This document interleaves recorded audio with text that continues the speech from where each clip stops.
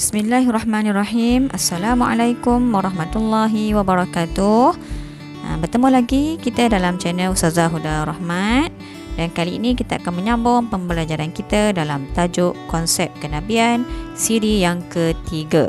Okay, dan tajuk ini berada di bawah tajuk beriman kepada Rasul dalam bidang akidah khusus untuk para pelajar tingkatan 3. Jom kita baca sama-sama.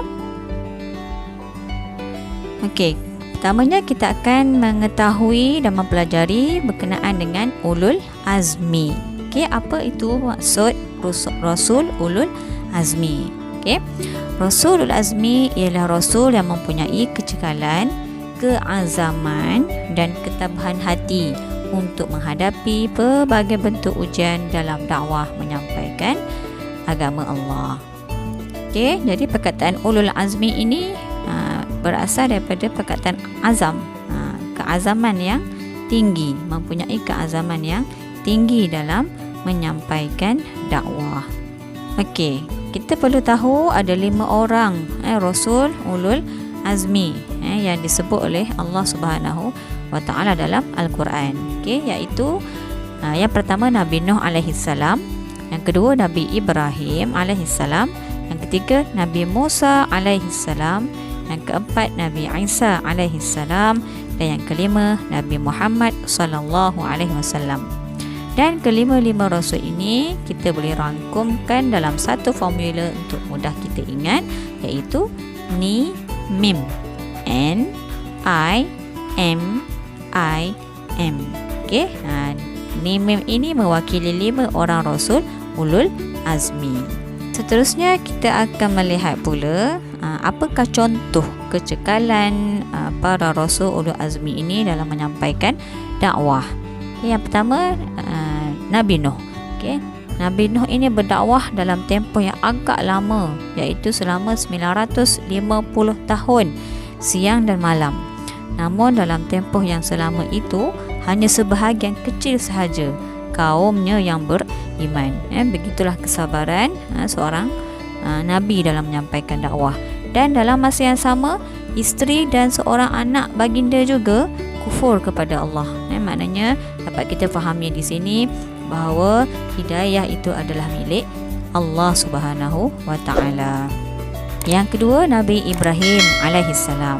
Okey, kita lihat apa pula contoh kecekalan Nabi Ibrahim. Nabi Ibrahim telah dijatuhkan hukuman bakar, dibakar hidup-hidup oleh Namrud dan dihalau daripada tanah airnya sendiri. Itu yang pertama. Terusnya kita akan pergi pula kepada apakah kesan seseorang yang beriman kepada para rasul. Okay, yang pertama, mukmin yang betul-betul meyakini para rasul ini akan bersyukur kepada Allah kerana mengutuskan rasul untuk membimbing manusia ke arah kebenaran. Okay, sebab anda kata kalaulah tiada rasul untuk membimbing kita ke arah kebenaran, nescaya kita akan tersesat dan na'udzubillah dicampakkan Allah ke dalam neraka.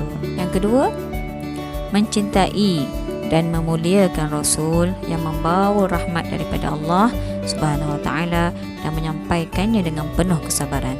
Jadi seseorang yang betul-betul beriman kepada rasul akan sentiasa mengingati dan mencintai Nabi sallallahu alaihi wasallam serta para rasul yang lain, kerana mereka lah yang mengajak kita ke arah kebenaran.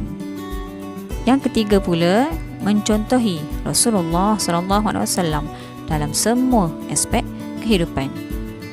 Mengikuti dan mengamalkan sunnah-sunnah Nabi dari pagi hinggalah ke malam, setiap aspek kehidupan.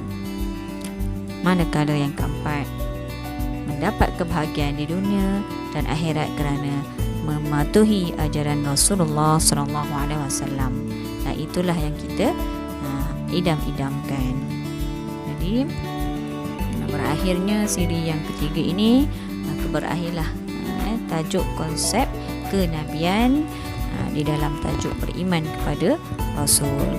Jadi apa yang saya harapkan agar kita semua dapat mengambil pengajaran agar kita betul-betul meyakini dan beriman dengan sesungguh-sungguhnya tentang kewujudan para rasul, tentang apa dia tugas para rasul, dan sepenuhnya tentang konsep beriman kepada rasul. Semoga bermanfaat untuk semua. Terima kasih kerana sudi menonton, dan jangan lupa untuk like dan subscribe dan serta menekan butang loceng untuk mendapatkan notifikasi daripada saya untuk video-video yang seterusnya. Sekian, Assalamualaikum warahmatullahi wabarakatuh.